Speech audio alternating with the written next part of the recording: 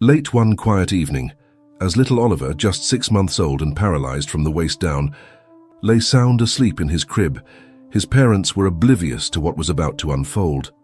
The family's small puppy, Charlie, began to act strangely, pacing nervously around the room. And then, in the silence of the night, Charlie did something that would leave everyone speechless and change their lives forever. What could a little puppy do that would be called a miracle? The Miller family's small home on the edge of town was filled with love, but also an overwhelming sense of exhaustion. Grace and Tom Miller had welcomed baby Oliver into their lives just 6 months earlier, but life had not been easy since his birth.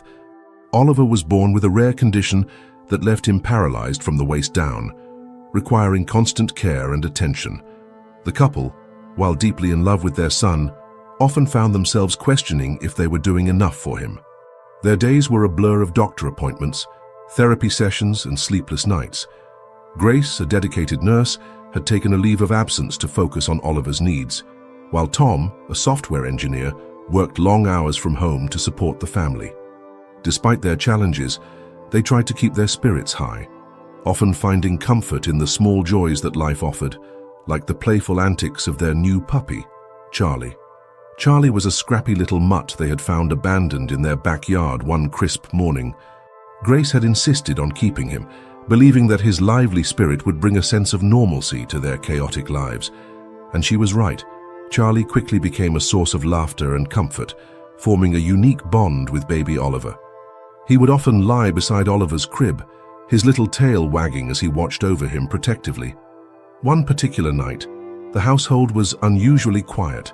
Grace had just put Oliver to sleep in his crib and was catching up on some much-needed rest.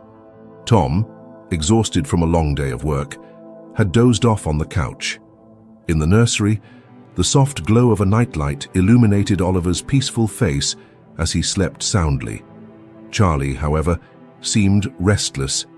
He paced around the crib, his ears twitching at every little sound.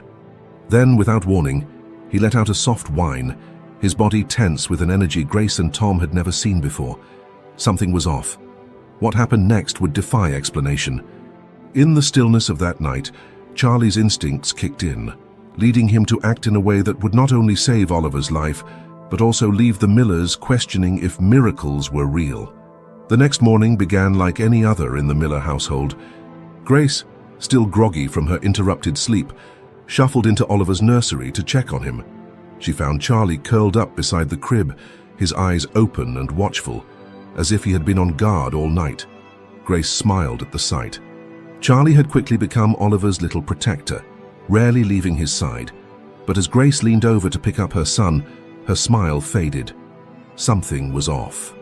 Oliver's face was flushed, and his tiny body felt warm to the touch. Panic rose in her chest as she quickly checked his temperature. It was higher than normal. Grace's instincts as both a nurse and a mother kicked in immediately. She called out to Tom, who rushed into the room, still rubbing sleep from his eyes. "Tom, we need to take him to the hospital," Grace said, her voice trembling. "Something isn't right." Within minutes, they were in the car, speeding toward the nearest emergency room. Charlie, sensing the urgency, barked anxiously as they left, scratching at the door as if begging to go with them.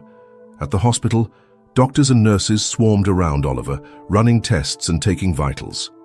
Grace clutched Tom's hand tightly, her mind racing with fears of what could be wrong. Had they missed a sign? Was his condition worsening? After what felt like an eternity, the doctor finally approached them. "Oliver has developed a severe fever, but the good news is that we've caught it early," he explained. "However, we need to monitor him closely. With his condition, even minor infections can escalate quickly." Grace nodded, her heart pounding. They were used to the constant worry that came with Oliver's condition, but it never got any easier. They stayed at the hospital for most of the day, hovering over their baby as he lay in a small hospital bed, his tiny chest rising and falling with each labored breath. By evening, Oliver's fever had subsided, and the doctors deemed it safe for them to return home. Exhausted but relieved, the Millers bundled Oliver up and headed back to their quiet house. Charlie was waiting for them at the door, his tail wagging furiously as they entered. Grace bent down to give the puppy a reassuring pat, grateful for his unwavering presence. That night, after putting Oliver to bed, Grace and Tom collapsed onto the couch, emotionally and physically drained. "We're doing everything we can, right?" Tom asked, his voice barely above a whisper. Grace looked at him, her eyes glistening with unshed tears. "Yes," she said firmly. "We're giving him all the love and care he needs." "That's all we can do." Charlie trotted over, climbing onto the couch and nestling between them. Grace absent-mindedly scratched behind his ears, finding comfort in his warm, furry presence. Little did they know, Charlie would soon prove just how invaluable he truly was. Around midnight, the peaceful hum of the house was broken by a soft, high-pitched whine. Charlie had stationed himself in Oliver's room, as he often did, keeping watch over the sleeping baby. But now, something had caught his attention. He stood up, his ears perked, and let out another soft whine. Oliver's breathing had changed. It was subtle, but Charlie noticed. The baby's chest rose and fell unevenly, and a faint, raspy sound escaped his tiny mouth. Charlie's whines grew louder, urgent as he paced around the crib. Finally, he let out a sharp bark, the sound echoing through the quiet house. Tom jolted awake on the couch, his heart racing. "What was that?" he mumbled, shaking Grace awake. Charlie barked again, this time louder. "It's coming from Oliver's room," Grace exclaimed, leaping to her feet. The couple rushed down the hallway, their hearts pounding with fear. When they entered the nursery, the sight that greeted them froze them in their tracks. Oliver was still in his crib, but his face was pale and his tiny body twitched slightly. His breathing was shallow, and his lips had taken on a faint bluish tint. "Tom, call 911!" Grace shouted, scooping Oliver into her arms. She gently patted his back, trying to stimulate his breathing, her mind racing through every bit of medical training she had ever received. Tom grabbed his phone and dialed, his hands shaking as he relayed their address to the operator. Meanwhile, Charlie stood beside Grace, barking insistently, as if urging them to act faster. By the time the paramedics arrived, Oliver's breathing had stabilized thanks to Grace's quick actions. The EMTs praised her for her composure, but she shook her head. "It wasn't me," she said, glancing down at Charlie. "If he hadn't alerted us, we might not have woken up in time." The paramedics transported Oliver to the hospital for further monitoring, and Grace and Tom followed closely behind. Throughout the ordeal, the gravity of what had nearly happened weighed heavily on them. Oliver had been moments away from a potentially life-threatening situation, and their puppy had been the one to save him. Back at the hospital, the doctors reassured the Millers that Oliver was stable. He likely experienced a brief apnea episode, one of them explained. "It's not uncommon in infants with his condition, but it can be dangerous if not addressed immediately." Grace and Tom exchanged a glance, their expressions a mix of relief and lingering fear. They had always known that Oliver's condition required vigilance, but tonight had shown them just how fragile life could be, and how even the smallest member of their family could make a monumental difference. The days following Oliver's hospital scare were filled with a renewed sense of vigilance. Grace and Tom couldn't stop thinking about how close they had come to losing their son, and how Charlie's actions had been nothing short of miraculous. The puppy had proven himself to be more than just a family pet. He was Oliver's protector in every sense of the word. Grace decided to spend some time researching canine behavior, wondering if Charlie's instincts could be explained. She read about service dogs trained to detect seizures, changes in breathing, or even drops in blood sugar levels. But Charlie was untrained, a stray they had found in their backyard just weeks earlier. His actions had been entirely instinctual, driven by a deep connection to their baby. The thought both comforted and amazed her. One evening, as the family settled into their nightly routine, Grace noticed something unusual about Charlie's behavior. He was sitting by Oliver's crib again, his ears perked up and his body tense. It was the same alertness he had displayed the night of the scare. Grace knelt beside him, stroking his fur gently. "What is it, boy?" she whispered. Charlie let out a soft whine, his eyes fixed on Oliver, who was sound asleep. Grace's heart began to race. "Tom!" she called out, her voice trembling. Tom appeared in the doorway, concern etched on his face. "What's wrong?" he asked. "Charlie. He's acting strange again," Grace said, motioning toward the puppy. "It's like he knows something." Tom crouched beside them, watching as Charlie continued to stare at Oliver. The couple exchanged a worried glance. "Do you think he senses something?" Tom asked. "I don't know," Grace replied, her voice barely audible, "but after what happened last time, I'm not taking any chances." That night, Grace and Tom decided to stay awake, taking turns watching over Oliver. Charlie remained by the crib, his body a small, vigilant shadow in the dimly lit room. Hours passed without incident, and the couple began to relax, convincing themselves that perhaps they were overreacting. But then, just as the clock struck midnight, Oliver stirred in his crib, letting out a soft, muffled cry. Grace leaned over to check on him, her nurse's instincts kicking in. She immediately noticed that his breathing was shallow again, his tiny chest rising and falling unevenly. Panic surged through her as she scooped him up and gently patted his back, trying to stimulate his breathing. "Tom, we need to go back to the hospital," she said urgently. Tom grabbed the diaper bag and their keys, and within minutes, they were on the road. Charlie barked frantically as they left, his cries echoing in their ears. It was as if he knew that Oliver needed help again.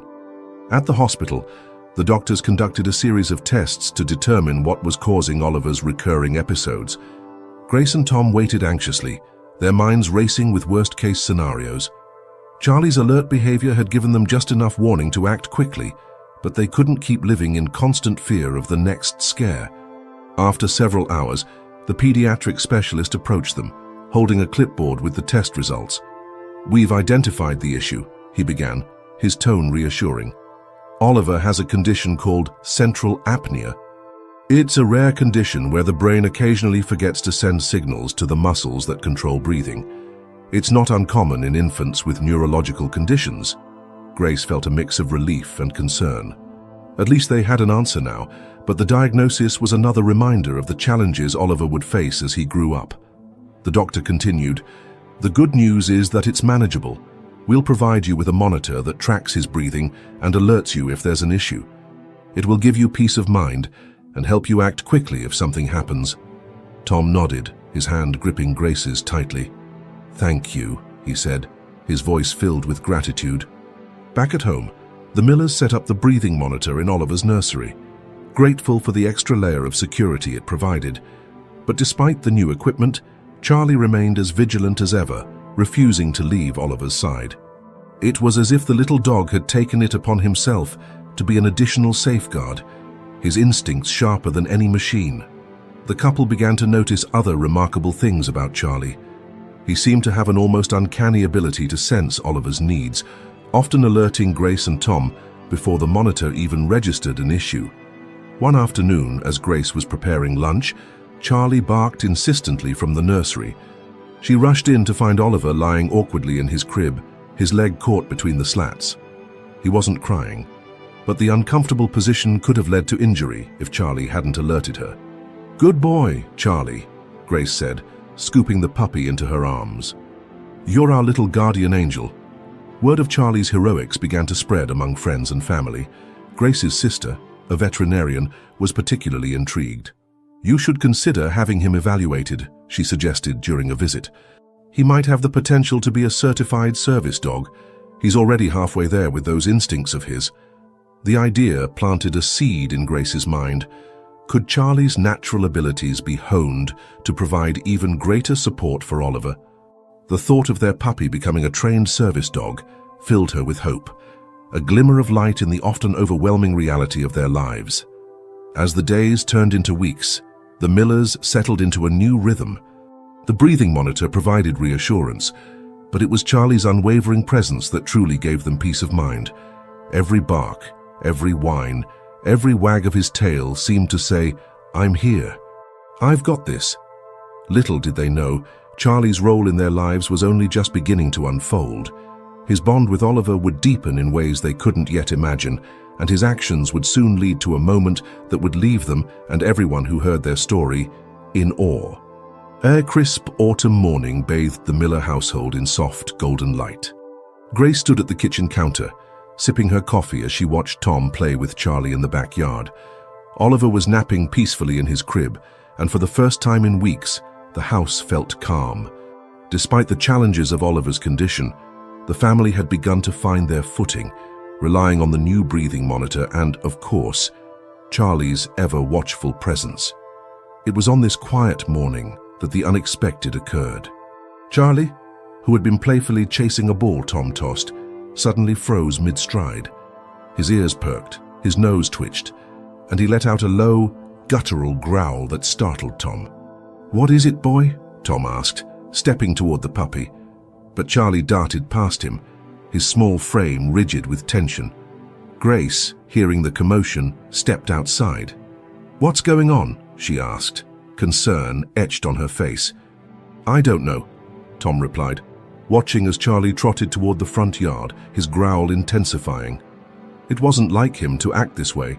Grace's heart began to race as she followed the puppy, who was now barking sharply, his gaze fixed on something just beyond the fence. They reached the front yard to find a man standing awkwardly on the sidewalk, holding a small package. His face was unfamiliar, and his nervous demeanor set Grace on edge. "Can I help you?" she asked, her tone polite but firm. The man hesitated before stepping forward. I have something for you," he said, extending the package toward her. "It's about your son." Grace and Tom exchanged a worried glance. "How do you know about our son?" Tom demanded, his voice sharp. The man faltered, his eyes darting to Charlie, who was now standing protectively in front of Grace, his bark relentless. "Look, I don't want any trouble," the man stammered. "Just read the letter inside." Reluctantly, Grace took the package, her hands trembling. Before she could ask any more questions, the man turned on his heel and walked away quickly, disappearing down the street. Tom started to follow, but Grace stopped him. "Let's see what this is first," she said, her voice steady despite the fear rising in her chest. Back inside, they opened the package to reveal a handwritten letter and a small, worn envelope containing old photographs. The letter, written in shaky handwriting, began with an apology. "Dear Millers, I'm sorry for approaching you this way, but I didn't know how else to do it. I know about Oliver because I knew his birth mother. She came to me before she left him with you, desperate and broken. She asked me to make sure you had everything you needed to care for him." Grace's breath caught as she continued reading. The letter detailed how the man had been a close friend of Oliver's birth mother, Carla. He explained that Carla had struggled immensely, not just with the stigma of raising a paralyzed child alone, but also with an abusive relationship that had left her emotionally shattered. The man had tried to support her, but when she made the decision to leave Oliver in their care, he respected her wishes and stayed away, until now. The photographs in the envelope showed a younger Carla, smiling as she cradled a tiny baby swaddled in a blue blanket. One photo in particular stood out, Carla holding Oliver with Charlie as a tiny puppy sitting beside her feet. Grace and Tom stared at the photo in stunned silence. "Charlie was with her," Grace whispered, tears welling up in her eyes. Tom nodded, his mind racing. "That explains why Charlie was in our backyard. He must have been trying to find Oliver." The realization hit them like a tidal wave. Charlie hadn't just been a stray that stumbled into their lives by chance. He had been part of Oliver's story from the very beginning, connected to Carla in a way they had never imagined. As the gravity of the revelation sank in, Grace's mind filled with questions. Why had Carla chosen to leave Charlie behind? Had she known that the puppy would eventually find his way to them? And what did this mean for their future? Tom, ever the pragmatist, focused on the next steps. "We need to contact this man," he said firmly. "He might know more about Carla and why she made the choices she did." But when they tried to find him, they realized they had no way of reaching out. The letter was unsigned, and there were no contact details. It was as if the man had appeared only to deliver this piece of the puzzle and then vanished. That night, as they tucked Oliver into bed, Grace couldn't shake the feeling that there was more to Charlie's presence in their lives than they had yet discovered. She sat beside the puppy, who was curled up near the crib, and stroked his soft fur. "You've been watching over him all this time, haven't you?" she murmured. Charlie licked her hand, his eyes full of understanding. It was as if he knew exactly what she was saying. In the days that followed, Grace and Tom began to piece together the fragments of the story, using the photographs and details from the letter as their guide. They learned that Carla had been a kind, loving mother who had faced unimaginable hardships. Her decision to leave Oliver with them had been one of sacrifice, made out of love and the hope of giving him a better life. But one question lingered in their minds. Why had Charlie chosen to stay behind? What connection did he have to Carla? And what role was he meant to play in their lives moving forward? The answers, they knew, would come in time. For now, they were simply grateful for the miracle of Charlie's presence and for the way he had brought them closer to understanding the threads that connected them all. The revelation about Charlie's connection to Oliver's birth mother left Grace and Tom grappling with a mix of emotions. The photos and the letter had answered some questions, but raised many more. Who was this man? Why had he waited so long to reach out? And most importantly, what had Carla's intentions been in leaving Charlie behind? For days, the couple tried to piece together the puzzle, poring over the photos and rereading the letter in search of clues. Grace found herself staring at the picture of Carla holding Oliver with Charlie by her feet, her mind replaying the words of the letter. She asked me to make sure you had everything you needed to care for him. It was as if Carla had known that Charlie's bond with Oliver would go beyond that of a typical pet. Meanwhile, Charlie's behavior began to change subtly. He seemed more alert, as if he could sense that his role in the family had taken on new significance. He spent even more time near Oliver, often lying by the crib or following him around the house. Grace noticed the way Charlie would nuzzle Oliver's tiny hand or sit at attention whenever the baby cried. It was clear that the puppy saw himself as more than just a pet.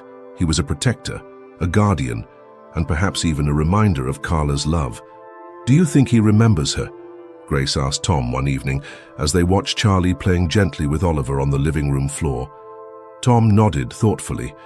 Dogs have incredible memories, especially when it comes to the people who care for them. "I wouldn't be surprised if he remembers everything." Grace's eyes filled with tears. "It's like he's carrying a piece of her with him," she said softly, a part of her love that she couldn't give to Oliver herself. As the days turned into weeks, the Millers decided to take action. They couldn't shake the feeling that they owed it to Carla and to Oliver to learn more about her story. They started by contacting the local shelters and rescues, hoping to find records of where Charlie might have come from. Grace even reached out to her colleagues at the hospital, asking if anyone remembered Carla from her brief stay there. One afternoon, Grace received a call from a nurse who had been working in the maternity ward at the time of Oliver's birth. "I remember her," the nurse said. "She was young, maybe in her early 20s. She came in alone and you could tell she was struggling. But she was so sweet, always asking about her baby and making sure he was okay." Grace's heart ached at the thought of Carla sitting alone in a hospital room, worried about her baby's future. "Do you remember anything else? Did she mention where she was staying or if she had any family?" Grace asked. The nurse hesitated. She mentioned staying at a friend's house, but she didn't give any details. She seemed very private, like she didn't want anyone to know too much about her situation. That evening, Grace shared the conversation with Tom. "It's not much, but at least we know she cared deeply about Oliver," she said. "She wasn't abandoning him out of neglect, she was doing it out of love." Tom nodded, his expression somber. "It makes me wonder what kind of life she had before all this. What pushed her to the point where she felt she had no other choice?" In the midst of their search for answers, life at home continued with its usual rhythm. Oliver was growing stronger every day, his laughter filling the house with joy. The breathing monitor had become a reassuring presence, and Grace and Tom were beginning to feel more confident in their roles as parents. Charlie, too, was thriving. The once scruffy stray had transformed into a healthy, energetic puppy, with a shiny coat and a wagging tail that never stopped. His bond with Oliver was stronger than ever, and the two were practically inseparable. One evening, as the family sat together in the living room, a sudden knock at the door startled them. Charlie barked once, his ears perking up as he ran to the door. Tom opened it to find an elderly woman standing on the porch, clutching a small package. Her kind eyes scanned the room, landing on Charlie. "You must be the Millers," she said, her voice warm but tinged with sadness. "I'm Carla's aunt."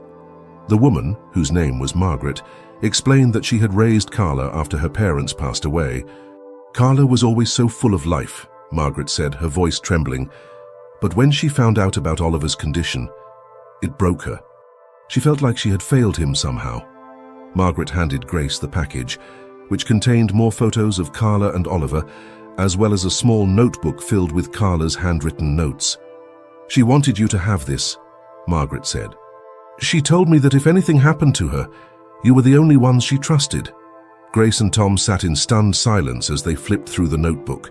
It was filled with Carla's thoughts and reflections, her hopes and fears, and above all, her love for Oliver. One entry caught Grace's eye. "I don't know if I'll ever be strong enough to be the mother he deserves, but I know that Grace and Tom will love him like their own. And Charlie will make sure he's never alone." That night, as Grace sat by Oliver's crib, she felt a sense of peace she hadn't felt in months. Carla's words had given her the closure she needed, and she knew now that they were exactly where they were meant to be. Charlie, curled up at her feet, let out a contented sigh. Grace reached down to stroke his fur, her heart full of gratitude. "You're part of this family too," she whispered. "And we're so lucky to have you." The arrival of Margaret and the discovery of Carla's notebook had brought a sense of closure to the Millers, but it also opened the door to new questions and challenges. As Grace and Tom delved deeper into Carla's story, they realized there was more to uncover about her life and her decisions. One particular entry in the notebook stood out to Grace. "There's a shelter in town where they've always been kind to me. It's where I found Charlie. They took us in when we had nowhere else to go. If something ever happens, I hope they'll remember us." The next morning, Grace decided to visit the shelter mentioned in Carla's notes. She called ahead, explaining her connection to Carla and Charlie, and the staff eagerly agreed to meet her. When she arrived, she was greeted by a kind woman named Linda, who had been working at the shelter for years. "Carla and Charlie stayed here for a few weeks," Linda recalled as they sat in the shelter's small office. "She was so young and scared, but she adored that puppy. She said he was the only thing keeping her going." Grace's heart ached at the thought of Carla finding solace in Charlie during such a difficult time. "Do you know why she left, or where she went after?" Grace asked. Linda shook her head. "She didn't say much about her plans, but I do remember her talking about finding a family for Charlie if she couldn't take care of him anymore. She wanted him to be safe, no matter what." As Grace prepared to leave, Linda handed her a small envelope. "Carla left this behind," she said. "I kept it, hoping one day someone would come looking for her." The envelope contained a single photograph of Carla and Charlie, taken at the shelter. On the back, Carla had written a simple note: "Thank you for giving me hope when I needed it most." Back at home, Grace shared the new discoveries with Tom. "It's clear that Carla loved Oliver and Charlie deeply," she said, "but it's also clear that she felt completely alone. I wish we could have been there for her sooner." Tom nodded, his expression thoughtful. "Maybe there's a way we can honor her memory," he said, "by helping others who are in similar situations." Grace's eyes lit up at the idea. "What if we started a fund in Carla's name? Something to support single parents or families with special needs children?" Tom smiled. "That's a perfect way to keep her spirit alive." As they began to explore the logistics of creating the fund, they encountered an unexpected challenge: raising awareness and gathering support. They knew they couldn't do it alone, and they turned to their friends, family, and local community for help. One evening, as they brainstormed ideas for a fundraiser, Tom suggested involving Charlie. "Everyone loves a good dog story," he said with a grin.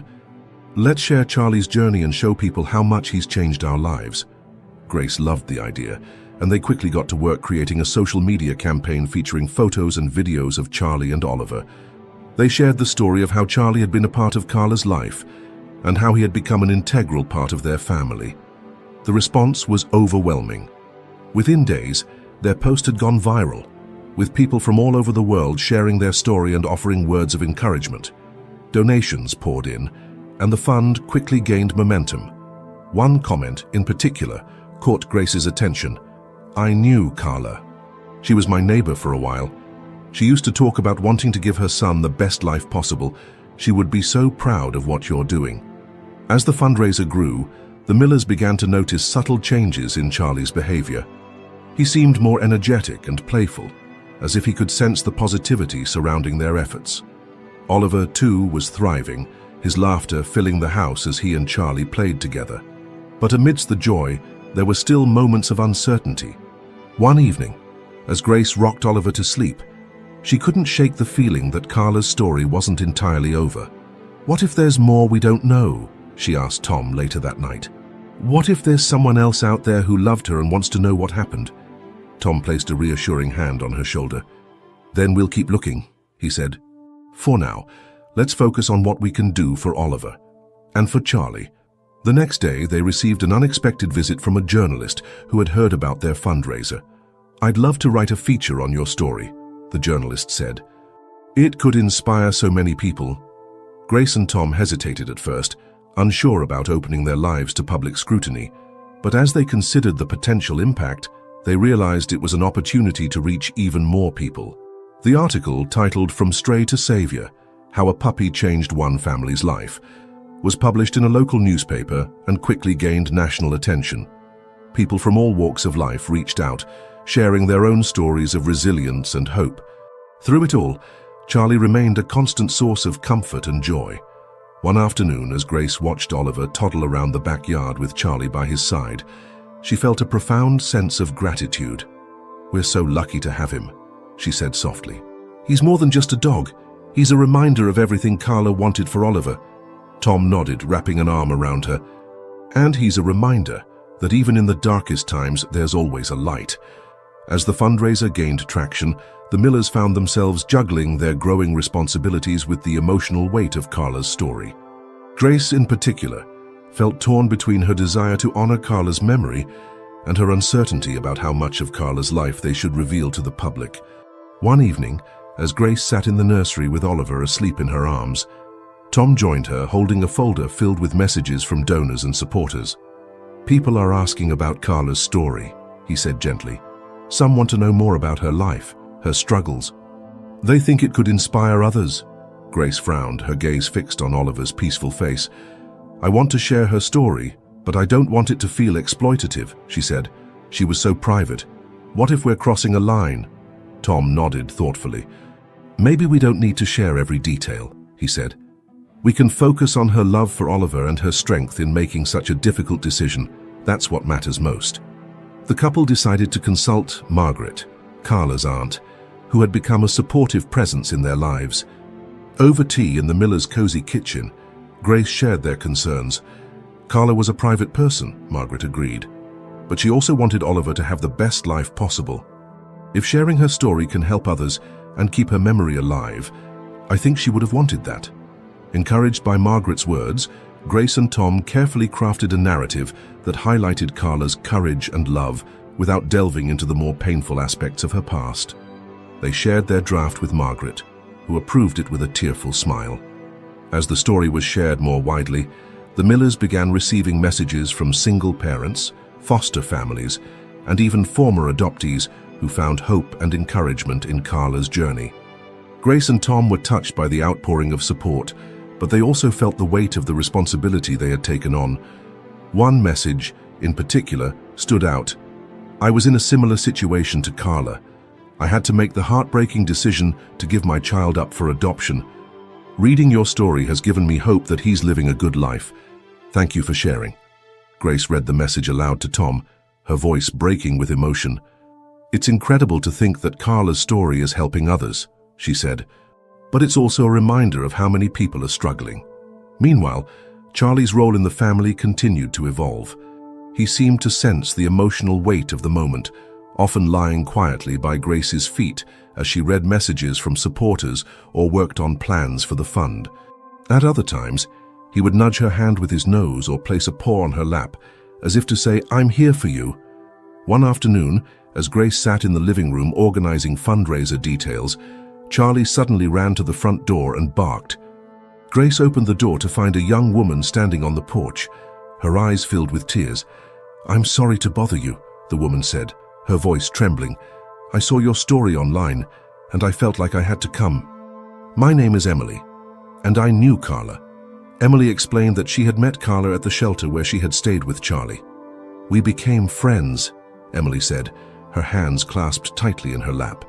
"She talked about you, about how she thought you'd be the perfect family for Oliver. She was so scared, but she always said that she wanted the best for him. Grace listened intently, tears streaming down her face. "Did she ever talk about why she left?" she asked. Emily nodded, her own eyes brimming with emotion. "She felt like she wasn't enough for him," she said, "but she loved him more than anything. She used to say that Charlie was her way of staying connected to him." The conversation with Emily brought Grace a sense of closure, but it also deepened her resolve to make the fund a success. She and Tom began planning a community event to raise awareness and support for single parents and families in need. They decided to call it Carla's Legacy. The event was held in the local park on a sunny Saturday afternoon. Families gathered to enjoy food, games, and live music, and Charlie quickly became the star of the show. Children laughed as they played fetch with him, and adults smiled as they heard his story. As the event drew to a close, Grace took the stage to thank everyone for their support. With Oliver in her arms and Charlie at her feet, she spoke from the heart about Carla's courage and the importance of community. "Carla believed in the power of love and kindness," she said. "She gave us the greatest gift we could ever ask for, and we want to honor her by giving back to others. Thank you for helping us keep her legacy alive." The crowd erupted in applause, and Grace felt a sense of peace wash over her. She looked down at Charlie, who wagged his tail and barked as if to say, "We did it." The success of Carla's Legacy brought an overwhelming sense of accomplishment to the Millers, but it also brought new attention to their story, attention that came with unexpected complications. News outlets began contacting them, requesting interviews and exclusive features. Grace and Tom were cautious, wanting to protect Oliver's privacy while also keeping the fund in the spotlight for a good cause. One evening, as they reviewed their upcoming commitments, Tom received a call from an unknown number. He hesitated before answering, but the voice on the other end quickly caught his attention. "Mr. Miller, my name is Dr. Sylvia Green," the voice said. "I'm a psychologist who worked with Carla at the shelter. I've been following your story, and I believe I have something that might interest you." Tom's curiosity was piqued. "What is it, Dr. Green?" he asked. "I have some of Carla's personal writings, letters she wrote but never sent," Dr. Green explained. "She wanted Oliver to have them one day, but she wasn't sure how or when to pass them along. I think now might be the right time." The next morning, Grace and Tom met Dr. Green at her office. The psychologist, a kind woman with a calming presence, handed them a small worn journal tied with a piece of string. "Carla wrote about her hopes for Oliver and her struggles," Dr. Green said. "She wanted him to know how much she loved him."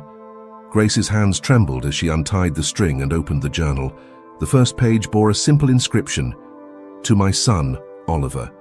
I hope these words help you understand how much you've always meant to me." As they read through the journal later that evening, the Millers were struck by Carla's raw honesty and unshakable love for her son. One passage stood out in particular. "I hope you grow up knowing that you were never a burden, but a blessing. I wasn't strong enough to give you the life you deserved, but I found a family who could. They are my greatest gift to you, just as you were my greatest gift to the world." Grace wiped away tears as she read the passage aloud. She loved him so much, she said softly. "I wish she could see how happy he is now." The journal also revealed a side of Carla that the Millers hadn't known, a side filled with dreams and aspirations. She had written about wanting to become a nurse, inspired by Grace's kindness during her hospital stay. She had also dreamed of opening her own shelter for women and children in need, a safe haven where no one would feel as alone as she had. Tom closed the journal with a deep sigh. "We need to make her dream a reality," he said. "Not just for Oliver, but for Carla." Grace nodded. "Let's expand the fund," she said.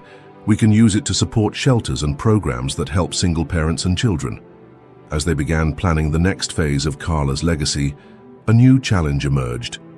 A reporter from a national news outlet reached out, expressing interest in doing a feature on their story. While the Millers saw this as an opportunity to raise awareness, they were also wary of exposing their family to public scrutiny. After much deliberation, they agreed to the interview, setting clear boundaries to protect Oliver's privacy. The journalist, a compassionate woman named Leah, spent a day with the Millers, documenting their journey and the impact of Carla's legacy. During the interview, Leah asked about Charlie's role in their lives. "He's more than just a dog," Grace said with a smile. "He's a guardian, a companion, and a reminder of Carla's love."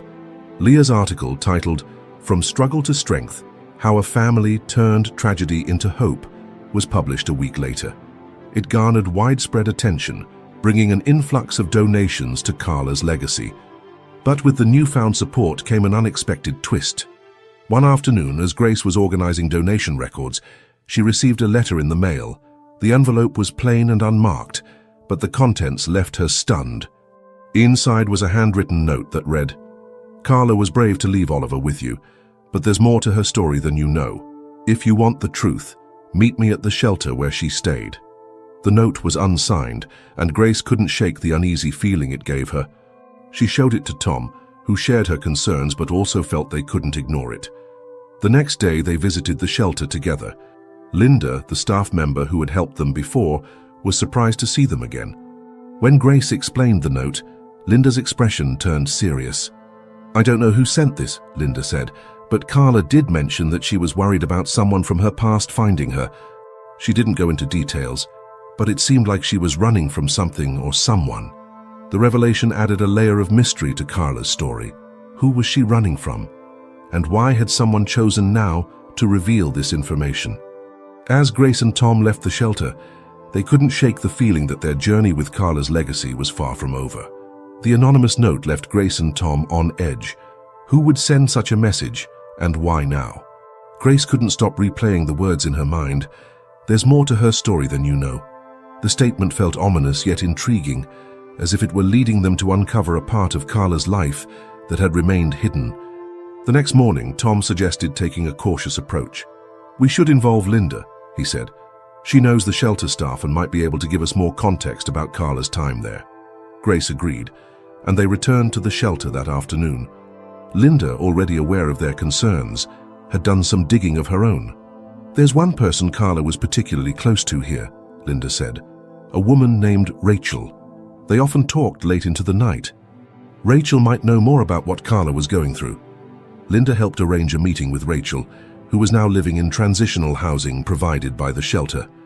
When Grace and Tom arrived, Rachel greeted them warmly but with visible hesitation. "I wasn't sure if I should talk about Carla," Rachel admitted. "She was so private about her past, but if it helps you understand her better, I'll share what I know." As they sat together in a small, sunlit room, Rachel recounted her memories of Carla. "She was one of the strongest people I've ever met," Rachel said, "but she was carrying a lot of pain. She told me she'd escaped a toxic relationship. The man she was with, he was controlling and manipulative. She left to protect Oliver." Grace's heart sank. "Do you think he could be the reason she didn't want to raise Oliver herself?" she asked. Rachel nodded. "She didn't feel safe. She was always looking over her shoulder, afraid he'd find her." This revelation added a new layer to Carla's story. Grace and Tom now understood that her decision to leave Oliver wasn't just about financial struggles. It was about ensuring his safety. "She was braver than we ever realized," Grace said quietly. As they left Rachel's home, Grace felt a renewed sense of purpose. "We need to do more than just honor Carla's memory," she told Tom. "We need to make sure no one else has to go through what she did." Their conversation inspired a new initiative within Carla's legacy, a fund specifically for survivors of domestic abuse.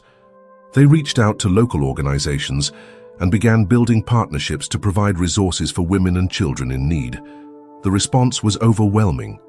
Donations poured in, and volunteers stepped forward to help. One of the most touching moments came when a former shelter resident, inspired by Carla's story, offered to share her own experience at a community event.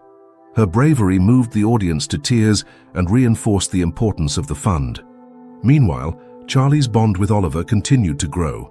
The little boy, now more energetic and curious, spent hours playing with the loyal puppy. One day, as Grace watched them from the kitchen window, she noticed something extraordinary. Oliver, who had been hesitant to stand on his own, was using Charlie for support. "Tom, come look," she called, her voice filled with emotion. Together, they watched as Oliver took his first tentative steps, holding on to Charlie's fur for balance. "It's a miracle," Grace whispered, tears streaming down her face. "Charlie's done more for Oliver than we ever could have imagined." The heartwarming moment reaffirmed the Millers' belief that Carla had made the right choice in trusting them with Oliver. "She must have known we'd need Charlie to help complete our family," Tom said. But as they celebrated Oliver's progress, the mystery of the anonymous note lingered in the background. Who had sent it, and why? Grace couldn't shake the feeling that there was still more to uncover. One evening, as the Millers were winding down after a long day, their doorbell rang. Grace opened the door to find a man standing on the porch. He was middle-aged, with tired eyes and a nervous demeanor. "Mrs. Miller?" he asked. "I'm not sure if you'll want to hear this, but I need to tell you something about Carla." Grace hesitated but invited him inside. The man introduced himself as David, Carla's former landlord. "I've been following the news about Carla's legacy," he said. "I recognized her name and I thought you should know. I'm the one who helped her leave." David explained that Carla had come to him in desperation, seeking a safe place to stay while she figured out her next steps. "She was terrified," he said. "She didn't want to tell me much, but I could tell she was running from someone." Grace listened intently as David described how he had helped Carla find the shelter and provided her with the resources to start over. "She was determined to give Oliver a better life," David said. "She even mentioned you once. She said she'd seen you at the hospital and knew you were the right person to care for him." David's account confirmed what Grace and Tom had suspected. Carla's actions were driven by love and a fierce desire to protect her son. "Thank you for telling us this," Grace said, her voice thick with emotion. "It means so much to know how much she cared." As David left, Grace felt a sense of closure. The pieces of Carla's story were finally coming together, and her bravery shone through in every detail. Despite the clarity provided by David's account, the Millers couldn't shake the weight of Carla's past. The revelation of her struggles with domestic abuse and her courageous escape filled Grace and Tom with a mix of admiration and sorrow. It was a poignant reminder of the sacrifices Carla had made to protect Oliver and the risks she had taken to ensure his future. But the mysterious letter still loomed in the background, unanswered. Its ominous tone suggested there was more to the story. Grace and Tom debated whether to pursue the lead further. While part of them longed to close the chapter for good, another part couldn't ignore the possibility that someone might still be out there with ill intentions toward Oliver, or even Carla's memory. One evening, while Grace was reviewing the latest donations and progress reports for Carla's legacy, Tom entered the room, holding a file. "Grace," he began hesitantly, "I think I found something." Tom had been researching anonymously about Carla's past and the potential danger she might have been running from. Using details from David and Rachel's accounts, he'd traced records that led him to a restraining order Carla had filed years earlier against a man named Brian Dempsey, Oliver's biological father. Grace's breath caught. "Do you think he's the one behind the letter?" she asked. Tom nodded. "It's possible. He has a history of manipulation, and if he's discovered where Oliver is, we need to be prepared." The Millers decided to reach out to a legal expert for advice. Their attorney, Sarah, reviewed the restraining order and the custody documents Carla had left. "Legally, Oliver is fully yours," Sarah reassured them. "But if this man decides to challenge your custody, even without grounds, it could create turmoil for your family." Grace's stomach churned. "What can we do to protect Oliver?" she asked. "Be proactive," Sarah advised. "File a protective order and inform the authorities about the letter. If Brian Dempsey is involved, they'll need to investigate his intentions." As the Millers took these precautionary steps, they also leaned on their community for support. Grace confided in Linda and Rachel, who offered their unwavering encouragement. "You're doing the right thing," Linda said. "Carla trusted you with Oliver, and you're honoring that trust by fighting for him." Meanwhile, Charlie's behavior became more vigilant. The loyal puppy, who had already proven his protective instincts, seemed to sense the tension in the household. He began sleeping by Oliver's crib at night and barking at the slightest unfamiliar sound. "It's like he knows something's coming," Grace observed. One rainy afternoon, the Millers received a call that sent their anxiety into overdrive. It was from a private investigator they'd hired to gather more information about Brian. "We've located him," the investigator said. He's living just a few towns over. Grace felt a chill run down her spine. Has he tried to contact us? She asked. Not directly, the investigator replied, but it's clear he's been asking questions about Oliver and your family. The news left the Millers reeling. Tom paced the living room, his mind racing. We can't let this man disrupt Oliver's life, he said firmly. He gave up his rights the moment he abandoned Carla and their son. Grace nodded, her resolve hardening. We need to be ready for whatever comes next. As they braced themselves for a potential confrontation, the Millers found strength in each other and their community. They organized a gathering at the shelter to rally support for Carla's legacy and raise awareness about the challenges faced by survivors of domestic abuse. The event was a resounding success, drawing attendees from all walks of life who were inspired by Carla's story and the Millers' commitment to her memory. During the event, Rachel approached Grace with a nervous expression. I think I saw someone watching from the parking lot, she said quietly. It could be nothing, but Grace's heart skipped a beat. She scanned the crowd but saw no one suspicious. Still, the possibility of Brian being nearby heightened her vigilance. Later that night, as the family returned home, the atmosphere was tense. Charlie's ears perked up as they entered the house, his nose twitching as if sensing something unusual. Do you hear that? Grace whispered to Tom. A faint noise came from the backyard, a rustling sound followed by a low creak. Tom grabbed a flashlight and cautiously stepped outside, with Charlie by his side. The rain had stopped, leaving the ground slick and muddy. As Tom scanned the yard, he noticed footprints leading toward the side gate. His grip on the flashlight tightened as Charlie growled softly, his body tense and alert. Grace, call the police, Tom said, his voice steady but urgent.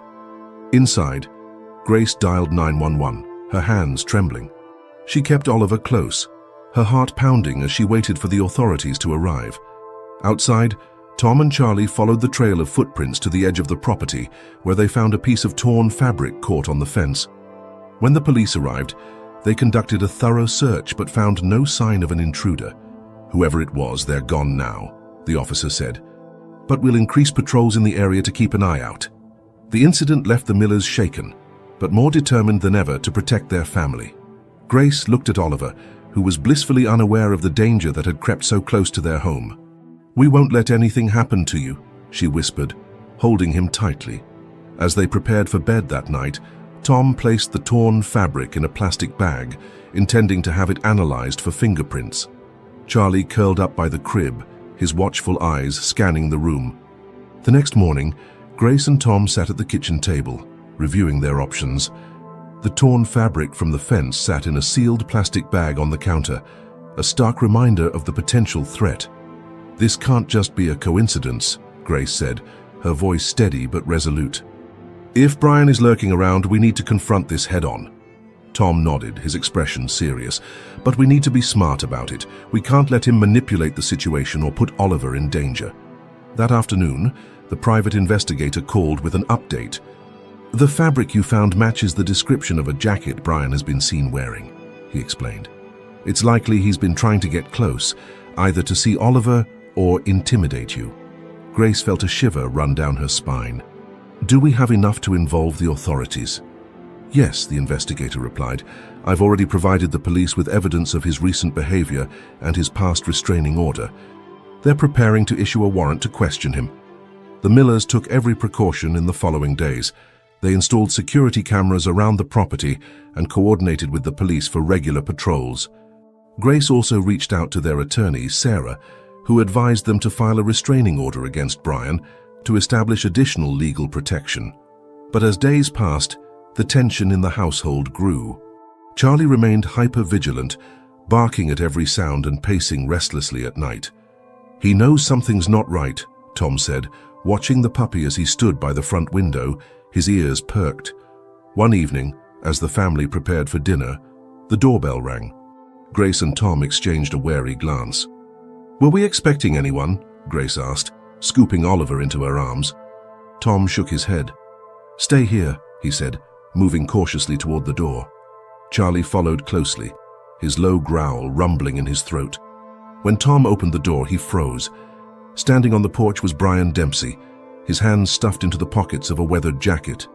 "I'm not here to cause trouble," Brian said quickly, raising his hands in a gesture of surrender. I need to see my son." Tom stepped outside and closing the door behind him but leaving it slightly ajar. "You gave up that right when you abandoned him," Tom said firmly. "What are you doing here?" Brian's eyes flicked to the window where he could see Grace holding Oliver. "I made mistakes," he admitted, "but I've changed. I just want a chance to explain myself." Grace, watching from inside, felt a surge of anger. How dare he show up unannounced after everything Carla had gone through? She handed Oliver to Linda, who was visiting to help with dinner, and stepped outside to join Tom. "You don't get to waltz back into his life after abandoning him and Carla," Grace said, her voice sharp. "Do you have any idea what she went through to protect him from you?" Brian flinched at her words. "I didn't know how bad things had gotten for her," he said. "I made mistakes, but I want to make amends." Before Grace could respond, the sound of sirens filled the air. 2 police cars pulled up to the curb, their lights flashing. Officers stepped out and approached the porch. "Mr. Dempsey," one of them said, "we need to speak with you." Brian looked startled, but didn't resist as the officers escorted him to one of the cars. "This isn't over," he said, his gaze lingering on Grace and Tom. "I'll be back." The officers assured the Millers that Brian would be questioned thoroughly and that their evidence would strengthen the case against him. "We'll do everything we can to keep your family safe," one of them said. As the police drove away, Grace let out a shaky breath. "Do you think that's the last we'll see of him?" she asked. Tom placed a reassuring hand on her shoulder. "We'll be ready if it's not," he said. "But for now, let's focus on keeping Oliver safe and moving forward." That night, the Millers sat together in the living room, reflecting on the day's events. Oliver played with Charlie on the floor, giggling as the puppy nuzzled his face. The sight filled Grace with a renewed sense of purpose. "We've come so far," she said softly. "No matter what happens, we'll protect him." Tom nodded, his gaze fixed on their son. "Carla trusted us with Oliver because she knew we'd fight for him," he said. "And that's exactly what we'll do." As the family prepared for bed, Charlie settled by Oliver's crib, his watchful eyes scanning the room. Grace bent down to stroke his fur. "Thank you, Charlie," she whispered. "We couldn't do this without you." The puppy wagged his tail, his loyal presence a comforting reminder that they weren't alone in their fight to protect their family. The tension in the Miller household had eased slightly after Brian's removal by the authorities, but the events of that evening lingered in their minds. Grace and Tom knew they had won a battle, but they weren't convinced the war was over. They couldn't shake the feeling that Brian might attempt to reclaim some part of Oliver's life, no matter how fragile his claim was. One morning, a week later, Grace was preparing breakfast when the doorbell rang. Her heart skipped a beat as she instinctively glanced at the security monitor. To her relief, it wasn't Brian, but a woman holding a large envelope. Grace opened the door cautiously.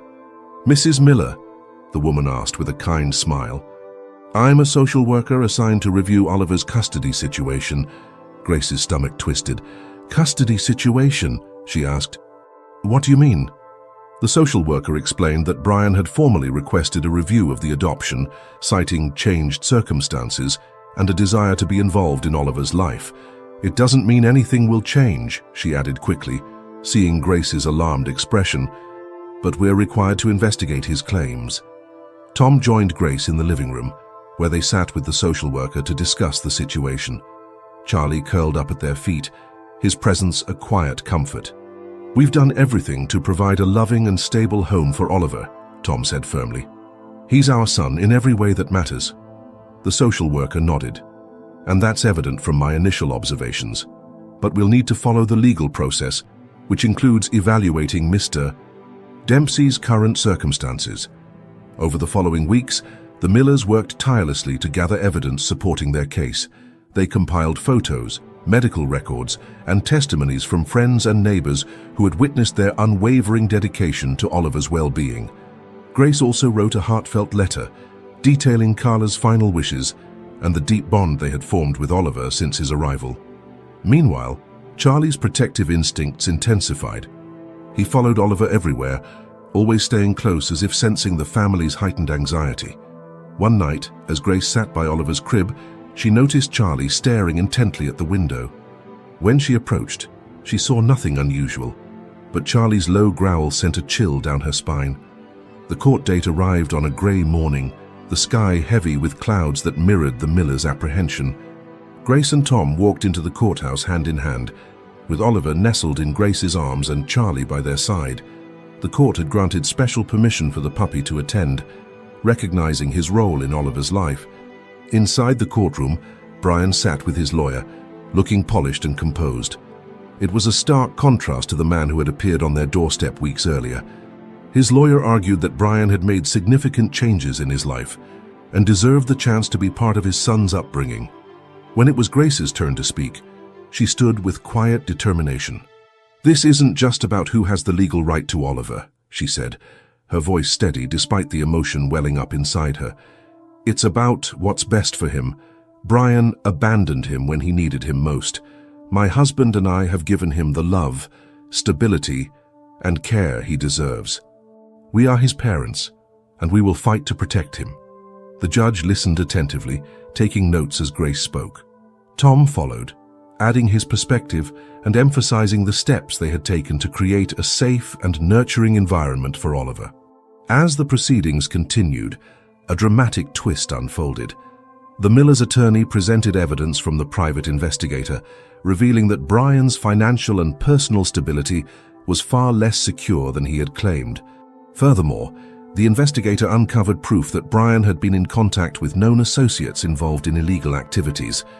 The courtroom fell silent as the evidence was displayed. Brian's composed demeanor cracked, and he exchanged frantic whispers with his lawyer. Grace and Tom exchanged a glance, a flicker of hope igniting between them. The judge called a brief recess to review the new information. During the break, Grace and Tom stepped outside to gather their thoughts. Charlie trotted alongside them, his tail wagging slightly as if sensing their relief. When the court reconvened, the judge delivered her ruling. Given the compelling evidence presented, it is clear that Mr. Dempsey does not currently possess the stability or moral character required to be a positive influence in Oliver's life. The court upholds the adoption and grants full custody to Mr. and Mrs. Miller. Furthermore, a permanent restraining order will be issued to ensure the safety and well-being of the child. The relief was overwhelming. Grace clutched Oliver tightly, tears streaming down her face as Tom wrapped his arms around them both.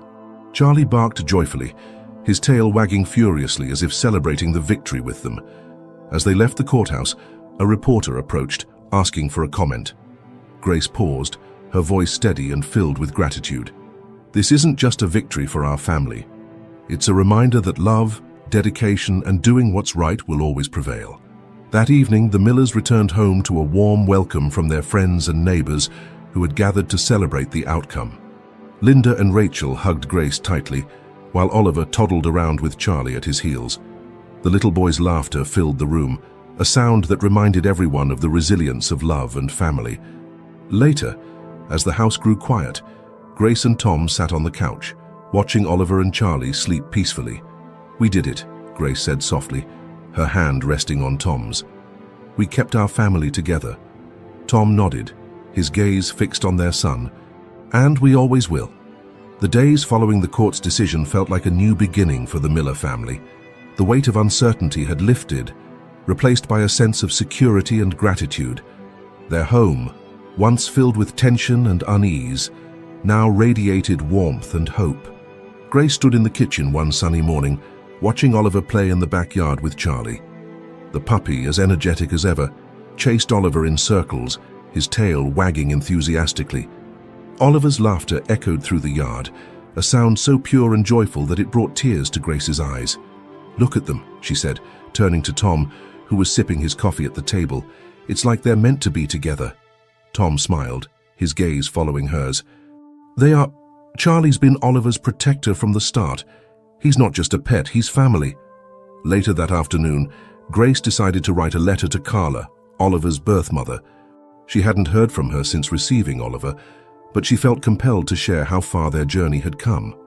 In her letter, she described Oliver's growth, his infectious laughter, and the bond he had formed with Charlie.